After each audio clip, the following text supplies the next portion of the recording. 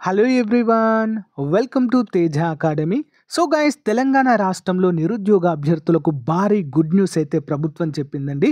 మరి తెలంగాణ జాబ్ క్యాలెండర్లో భాగంగా 50,000 ఉద్యోగాలను భర్తీ చేస్తామని ఆల్రెడీ మనకు చెప్పడం జరిగింది. అందులో భాగంగానే ఆర్టీసీలో ఓకేనా, తెలంగాణ ఆర్టీసీలో 11,000 ఖాళీలు ఉన్నట్లుగా అధికారికంగా ప్రకటించారండి. వీటిని కూడా మరి జాబ్ క్యాలెండర్లో భర్తీ చేయనున్నారు. దీంట్లో చాలా వరకు జూనియర్ అసిస్టెంట్స్ ఉంటాయి, అంతేకాకుండా టెక్నికల్ విభాగంలో ఖాళీలు ఉంటాయి, అకౌంటెంట్స్ ఉంటాయి, చాలా వరకు అయితే ఖాళీలు అయితే ఉండబోతున్నాయండి. దీనికి సంబంధించిన వివరాలు ఇప్పుడు మనం చూద్దాము. అధికారికంగా ప్రభుత్వము వీటిని భర్తీ చేయనున్నట్లుగా అయితే ప్రకటించింది మనకి. సో గైస్, ఈరోజు అన్ని వార్తాపత్రికల్లో కూడా ఈ అప్డేట్ రావడం జరిగింది.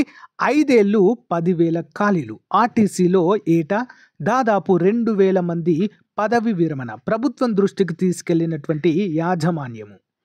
మరి తెలంగాణ ఆర్టీసీలో వచ్చే 5 ఏళ్లలో 10,000 ఖాళీలు ఏర్పడనున్నాయి. ఉద్యోగుల పదవి విరమణ వయస్సును 58 నుంచి 60 ఏళ్లకు పెంచడంతో 2021లో ఎవరు పొందలేదు. మరి 2022 నుంచి రిటైర్మెంట్లు జరుగుతున్నాయి. 2023లో ఏకంగా 2,325 ఖాళీలు ఏర్పడ్డాయి.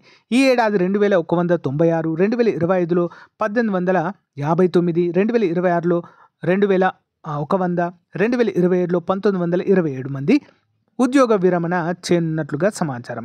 ఇలా 2029 వరకు 10,000 మందికి పైగా పదవి విరమణ చేయనున్నట్లుగా ఆర్టీసీ వర్గాలు సమాచారం అయితే ప్రభుత్వానికి అందనున్నాయి. మరి ప్రతిపాదనలు పంపండి. ఆర్టీసీలో చాలా ఏళ్లుగా నియామకాలు లేకపోవడంతో దాదాపు 11,000 వరకు ఖాళీలు ఉన్నాయండి ప్రజెంట్. మరి 3,035 ఉద్యోగాల భర్తీకి ప్రతిపాదనలు పంపగా ప్రభుత్వం 3 వారాల క్రితమే ఆమోదం తెలిపిందండి. వీటికి ఏ క్షణమైనా మరి నోటిఫికేషన్ ఇవ్వచ్చు, లేదా కొంచెం వెయిట్ చేసి, అంటే ఇప్పుడైతే ఈ 3,035 ఉద్యోగాలకైతే ప్రతిపాదనకు ఆమోదించింది. రిమైనింగ్ 7-8 వేల ఉద్యోగాలను జాబ్ క్యాలెండర్లో అయితే ఇవ్వవచ్చండి. ఓకేనా. మరి భారీగా ఖాళీలు ఉన్నప్పుడు 3,035 ఉద్యోగాలకు ఎందుకు ప్రతిపాదనలు పంపారు? జాబ్ క్యాలెండర్ విషయంలో ప్రభుత్వం స్పష్టంగా ఉంది.